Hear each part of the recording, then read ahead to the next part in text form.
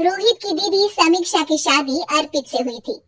रोहित 20 साल का था, जो कि अपना पूरा दिन मोबाइल पर ही निकालता था।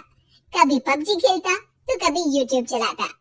एक दिन अर्पित और समीक्षा समीक्षा के मम्मी पापा से मिलने आते हैं और देखते हैं कि रोहित मोबाइल से हटने को तैयार ही नहीं है। अरे रोहित, तुम्हारी तो आईआईटी की परीक्षा है ना? तुम तैयारी नहीं कर रहे हो परीक्षा की? वो सब तो मोबाइल पर ही हो जाएगा। ये देखिए, ये है गूगल। इससे जो भी पूछो वो सब बता देता है।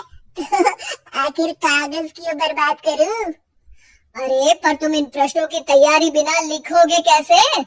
उसमें क्या है, ये देखिए नोटपैड, बिल्कुल कॉपी जैसा है, इसी पर कर लूंगा। हम जब तुम्हारी उम्र के थे तब हम दोस्त मिलकर प्रश्न हल किया करते थे। उससे हमारी हैंडराइटिंग की भी प्रैक्टिस हो जाती थी और समय का भी अंदाजा लग जाता था। और फिर साथ में हम एक दूसरे की मदद भी कर देते थे अगर कोई अटक जाए तो। आपका जमाना अलग था जीजा जी, अभी जमाना फास्ट और स्मार्ट हो गया है। जमाना क्या, अब तो फोन भी स्मार्ट हो गया है। समय के साथ बदलना पड़ता है जीजा जी।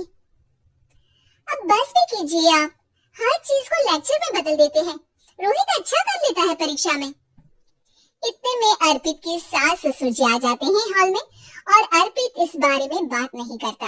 हालांकि अर्पित को लगता तो है कि पूरी तरह मोबाइल पर लगे रहना सही नहीं है, पर वो इस बात को और नहीं छेड़ता। ऐसे ही 2 दिन निकल जाते हैं। समीक्षा, मुझे काम से फोन आया था, मुझे वापस काम पर लौटना पड़ेगा। पर हमें आए हुए तो 2 ही दिन हुए हैं, अभी चले गए तो माँ और पापा को अच्छा नहीं लगेगा ना। अच्छा ठीक है, तुम रुक जाओ, मैं काम खत्म करके फिर लौट आऊंगा। एक काम कीजिए ना, परसों रोहित भी परीक्षा के लिए निकलेगा, आप उसी के साथ निकल जाना। दोनों वैसे भी बात नहीं करते, साथ में जाएंगे तो हो सकता है आप लोग आपस में बातचीत भी करने लग जाओ। ठीक है, मैं काम को 2 दिन टाल सकता हूँ। उसी रात जब सब खाना खाने बैठे थे तो अर्पित अपने जाने की खबर बाकी लोगों को बताता है। मुझे काम के लिए वापस जाना होगा। अरे बेटा, पर अभी तो तुम आए हो, इतनी जल्दी चले जाओगे?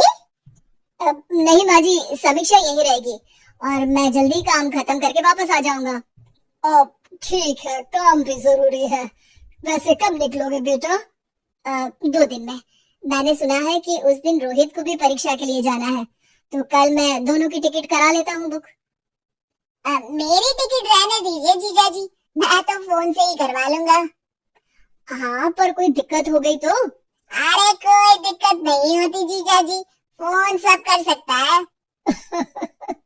हमारे फोन के रिचार्ज से लेकर टीवी का रिचार्ज सब रोहित यही फोन से बैठे बैठे कर देता है।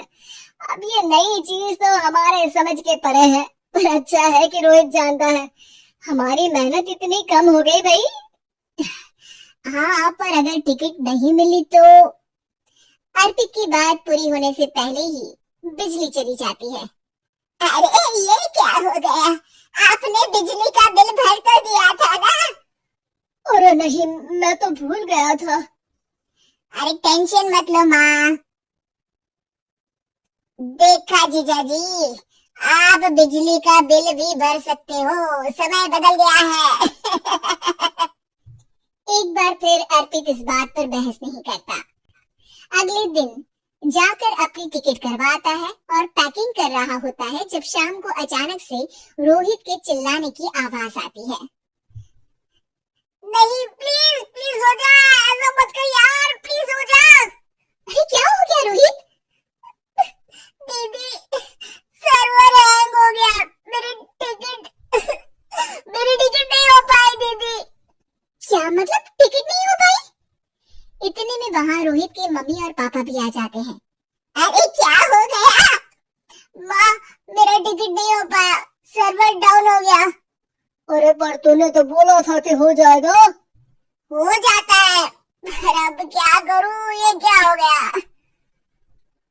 अब कल की तो कोई बस भी नहीं है, ना ही अब टिकट मिलेगी ट्रेन की कल के लिए। मुझे तो कोई रास्ता नहीं दिख रहा। अब फिर लगता है मेरा ये साल बर्बाद हो जाएगा। घर पर एकदम से दुख का माहौल छा जाता है और सब रोहित को डांटते हैं, पर इतने में अर्पित वहां आ जाता है। आप सब रोहित को क्यों डांट रहे हैं? आपने ही तो उसे बढ़ावा दिया था ना। लेकिन इसकी लापरवाही के कारण इसकी परीक्षा छूट जाएगी। इसने तो हमसे कहा था कि टिकट हो जाएंगे। हे भगवान, अब क्या होगा? चिंता करने की कोई बात नहीं है। मैंने एक एक्स्ट्रा टिकट करवा ली थी। मैं समझता हूँ कि मोबाइल हमारा ही काम आसान करने के लिए है, पर उस पर ही पूरी तरह से निर्भर होना तो गलत बात है ना। रोहित टिकट को देखकर बहुत खुश हो जाता है और जोर से जाकर अपने जीजाजी के गले लग जाता है। सॉरी जीजाजी, मुझे आपकी बात ध्यान से सुननी चाहिए थी, पर थैंक यू सो मच। हाँ बेटा, तुमने तो इसका भविष्य बचा लिया। शिक्षा, दूसरों से मदद मांगना गलत नहीं, पर दूसरों पर निर्भर हो जाना गलत।